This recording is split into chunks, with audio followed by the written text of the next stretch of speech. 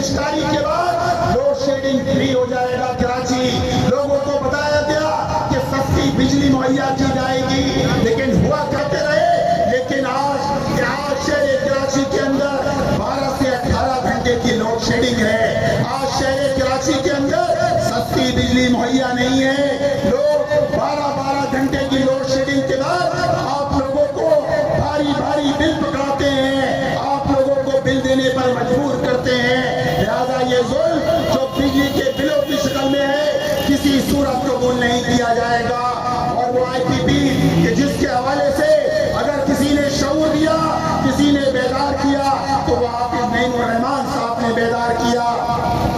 کیا ہوتی ہیں حافظ نعیم الرحمان صاحب کی توانا آواز نے لوگوں کو بتایا کہ آئی پی پیز کا وہ دھندا ہے کہ جس کے نتیجے میں پوری قوم کی جیبوں پہ ڈھکا ڈالا جا رہا ہے. بس لوگوں سے آپ بجلی کے بلوں کی شکل میں پیسے وصول کرتے ہیں. آپ کے آئی پی پیز ان ساری